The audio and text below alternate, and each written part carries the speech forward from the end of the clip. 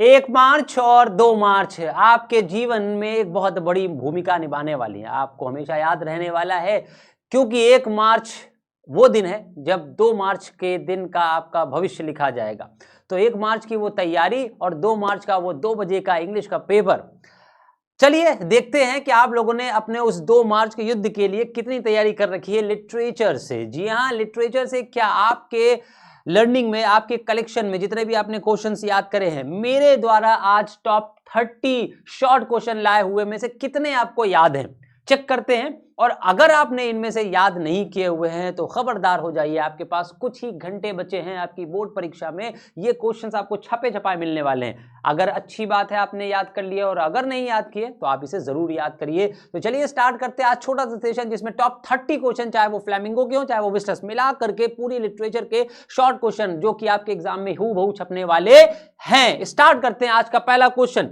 जी, पहला क्वेश्चन से, what changes did the author from Berlin cause in the school. ये बहुत ही रिपीटेड क्वेश्चन है बेटा, आपके एग्जाम में आने वाला एकमात्र जो क्वेश्चन द लास्ट लेसन में से। अगर आपके पास 25 क्वेश्चन इस चैप्टर के, तो आप मुश्किल 3-4 क्वेश्चन याद करिए जो हम आपके लिए लेकर आए हैं, एग्जैक्टली आपके एग्जाम में ऐसे ही फंसने वाले हैं। Next question, question number 2, how did France react to the declaration that it was the last French lesson. जब फ्रांस को यह पता चला ये उनकी भाषा का आखिरी चैप्टर है, आखिरी लेसन है, तो उसने कैसा रिएक्ट किया। ये चैप्टर आपको क्वेश्चन एग्जैक्टली याद होना चाहिए, इसका आप स्क्रीनशॉट लेते रहिए। क्वेश्चन नंबर 3 है, why were the elders of the villagers sitting in the classroom. जो विलेज है उसके गांव वाले, मतलब गांव के लोग पहले से क्लासरूम में क्यों बैठे हुए थे, क्योंकि वो ट्रिब्यूट करने आए थे एम हैमिल की ऑनेस्टफुल सर्विस के लिए। क्वेश्चन नंबर 4 इसी चैप्टर से आपके सेकंड चैप्टर से आएगा। चैप्टर नंबर 2 से आपके लगभग 6 क्वेश्चंस आपको यहां देखने को मिलेंगे। क्यों? क्योंकि चैप्टर नंबर 2 बहुत ज्यादा इंपॉर्टेंट है, 2 पार्ट में है, और आपको गारंटी के साथ बताते हैं कि आपके बोर्ड एग्जाम में, आपके क्वेश्चन पेपर में एक क्वेश्चन चैप्टर नंबर 2 से जरूर आने वाला है। वो 6 क्वेश्चन जो कि आपके मोस्ट इंपॉर्टेंट है वो हम लेकर आए। जैसे कि इसमें का चैप्टर नंबर 2 का अगर पहला क्वेश्चन कहें तो आप ये याद कर चुके हैं तो अच्छी बात है, नहीं याद किए तो तुरंत इसे याद करें। What does the writer mean when she says, वो क्या, जब वो कहती है कि Saheb is no longer his own master, तो उसका कहने का क्या तात्पर्य है, इस बात को आप कंप्लीट याद करें। चैप्टर नंबर 2 से ही आपका क्वेश्चन नंबर 2 जो कि आज के इंपॉर्टेंट 5वें क्वेश्चन पे आता है, is Sahib happy working at the tea stall. क्या साहिब जो है टी स्टॉल पे काम करते हुए खुश था? बिल्कुल भी खुश नहीं था, क्योंकि अब उसके सामने एक बोझ है, मालिक का दबाव है जहां पर वो काम कर रहा है। पहले तो अपनी मर्जी से कूड़ा बीन लिया करता था, इधर उधर मंडराता था, लेकिन अभी इस समय वो अपने मालिक के अंडर काम कर रहा है, जिस वजह से वो खुश बिल्कुल भी नहीं है।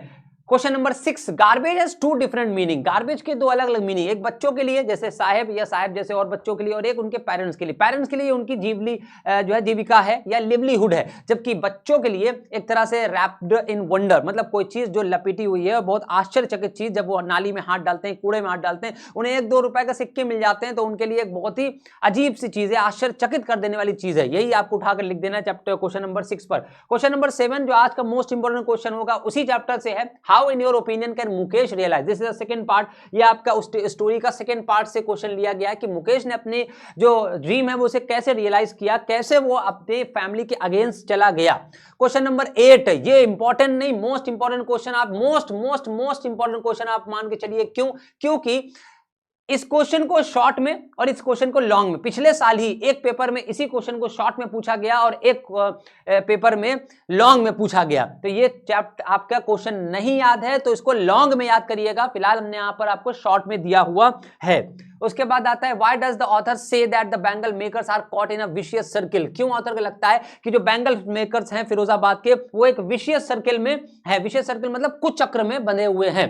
क्वेश्चन नंबर 10 आपके सामने है, how did Douglas overcome his fear of water. कैसे डगलस जो है अपने फियर ऑफ वाटर, पानी के उस डर पर कब्जा कर पाते हैं या काबिज हो पाते हैं या अपने उस डर को काबू कर पाते हैं। बहुत इंपॉर्टेंट क्वेश्चन इस चैप्टर से। Question number 11, why does Douglas as an adult recount अचल। जब वो बड़े हो जाते हैं तो अपने बचपन के उस डर को किस तरह से याद करते हैं, उस एक्सपीरियंस को जो कि कैलिफोर्निया के बीच पर उनके साथ हुआ था, जब समुद्री लहरों ने उन्हें अपने अंदर दबा लिया था, एंड ही वाज टेरराइज्ड टोटली, पूरी तरीके से वो एकदम टेरराइज हो गए थे। तो वो एक्सपीरियंस आपको, ये क्वेश्चन आपको लॉन्ग में भी देखने को मिल सकता है, तो याद रहे उनके फियर और किस तरीके से उस फियर पर कब्जा किया या काबू किया उस फियर को, उस डर को, ये दोनों चीजें याद रखनी इस चैप्टर से। Question number 12, how did the instructor turn Douglas into a swimmer? ये आप शॉर्ट क्वेश्चन में ही पाएंगे, लॉन्ग क्वेश्चन में बिल्कुल नहीं। तो किस तरह से डगलस को उनके इंस्ट्रक्टर ने, जो उन्होंने हायर किया था, कैसे एक संपूर्ण जो है एक स्विमर बना दिया। Question number 13, how did his experience at the YMCA pool affect the Douglas? Douglas को किस तरीके से इन्फ्लुएंस करता है उनका YMCA पूल पर जो एक्सपीरियंस था? एक आदमी ने, एक लड़के ने, हष्टपुष्ट लड़के ने उनको पानी में डाल दिया था, तो किस तरीके से उस पर वो जो है काबू पा पाए, या किस तरीके से वो पूरी तरीके से टेरराइज हो गए, इसी बात को आपको मेंशन कर देना है इस क्वेश्चन के आंसर में। उसके बाद question number 14, what made the peddler finally change his way? Chapter number 4 start हो गया। किस लिए और किस तरीके से पेडलर ने, वो जो रैट ट्रैप सेलर था, उसने अपने रास्ते को बदला? ऑफ कोर्स एडला विल्मनसन की काइंडनेस या उनकी पोलाइटनेस की वजह से उसने अपने रास्ते को बदला, क्योंकि एडला विल्मनसन ने उसको एक कैप्टन वॉन स्टेनले की जगह पर रख करके ट्रीट किया था। दैट इज व्हाई उसने अपने आप को बदला, क्योंकि अभी तक दुनिया उसके प्रति बहुत ही ज्यादा अच्छी नहीं रही है, इसलिए वो हमेशा बुरा ही सोचता दुनिया के बारे में। लेकिन एडला विल्मनसन के मिलने के बाद फिर उसने अपनी राय बदल ली। क्वेश्चन नंबर 15 है, why did the peddler sign himself as Captain von Stanley? क्यों उसने अपने आप को एक कैप्टन वॉन स्टेनले करके जब गिफ्ट दिया था तो उस पर साइन किया अपना कैप्टन वॉन स्टेनले? क्यों साइन किया था? जाहिर सी बात है, उसे कैप्टन की तरीके से ट्रीट किया गया एडला विल्मनसन के द्वारा, इसी वजह से उसने अपने आप को कैप्टन मान करके वो पैसे भी वापस करे और एक गिफ्ट भी छोड़ा अपने उस दोस्त एडला विल्मनसन के लिए। Question number 16, why did the peddler think that the world was a rat trap? क्यों उसे लगता है कि दुनिया रैट ट्रैप है? क्योंकि उसे लगता है हर एक व्यक्ति चूहे की भांति जो है चीज के टुकड़े को या रोटी के टुकड़े को पकड़ने की कोशिश करता है और हर एक व्यक्ति बुराई में फंस जाता है, इसी वजह से पूरी दुनिया एक रैट ट्रैप है। Question number 17, why do you think Gandhi considered the Champaran episode to be turning point in his life? इसको भी आप लॉन्ग में याद जरूर करिएगा और शॉर्ट में, दोनों में ये पूछा जा सकता है क्यों गांधी की लाइफ में ये टर्निंग पॉइंट था।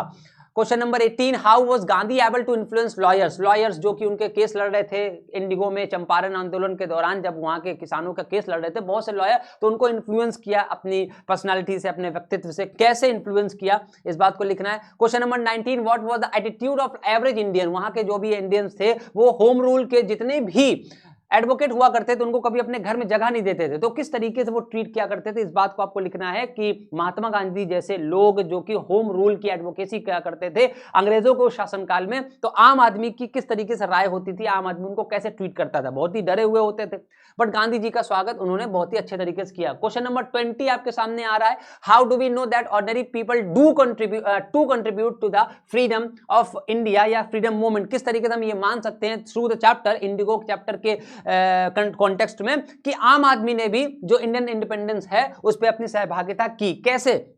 आप इसके चैप्टर के रेफरेंस में जाइए तो वहां पर लिखा है कि आम आदमी ने भी बहुत सारे मूवमेंट किए, गांधी जी के साथ खड़े रहे और उसके साथ भीड़ लगा करके जब कोर्ट के बाहर, तो कुल मिलाकर के आम आदमी ने भी बहुत छोटे छोटे कंट्रीब्यूट करे हुए हैं, चैप्टर के रेफरेंस पे आपको पता चलेगा। How does Charlie describe? ये आपकी बुक स्टार्ट हो जाती है विस्टा, जो कि है 21 क्वेश्चन से, क्योंकि यहां से हमने चैप्टर 4 ही लिए हैं आपकी सेकंड बुक से और पहली बुक में चैप्टर नंबर 5 तक लिया हुआ है, ठीक। तो आपको इन्हीं चैप्टर्स को तैयार करना है, आपको बाद के लास्ट के 2-3 चैप्टर छोड़ देने भी हैं, क्योंकि 1 से लेकर 5 तक चैप्टर में आपको अच्छी तरीके से फंस जाएगा।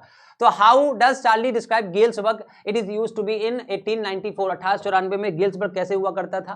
Would Charlie ever go back to the ticket counter on the third level? क्या वापस जा सका? थर्ड लेवल पर जाने के लिए टिकट काउंटर के पास नहीं जा पाया था, क्योंकि थर्ड लेवल था ही नहीं वहां पर। What is the author indirect comment on the subject? The tiger king, यहां से बहुत इंपॉर्टेंट क्वेश्चन बनते हैं और बहुत ज्यादा क्वेश्चन हमने लिए हैं कि किस तरीके से, what is the author indirect comment? Author जो कल्कि है, इन्होंने एक इनडायरेक्ट कमेंट किया है कि जो इनोसेंट एनिमल है उनको अपनी विलफुलनेस, ह्यूमन बीइंग अपनी विलफुलनेस का शिकार बनाते हैं। कैसे बनाते हैं ये आपको लिख देना है। Question number 24, who is the tiger king? Tiger king कौन था, कहां का राजा था और किस तरीके से उसको ये नाम दिया गया? Question number 25, what did the Maharaja vow? Maharaja ने क्या कसम खाई थी, ये आपको लिखना है। महाराजा ने कसम खाई थी हम सारे टाइगर को मार देंगे।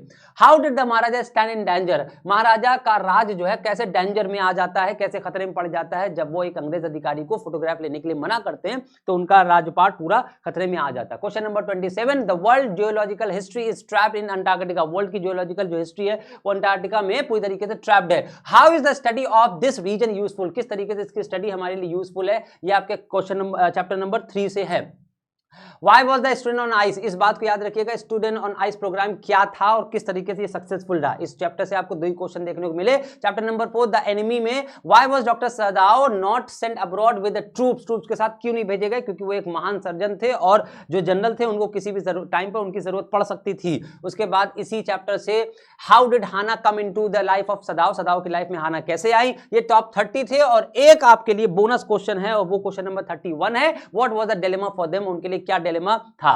तो ये टॉप 30 क्वेश्चंस को आप तैयार करिए। इनमें से बहुत सारे क्वेश्चन आप ऑलरेडी तैयार कर चुके हैं, उम्मीद करते हैं। तो आज की इस छोटी सी वीडियो में इतना ही और all the very best. Thank you so much for watching this and share this video with all your friends. Thank you.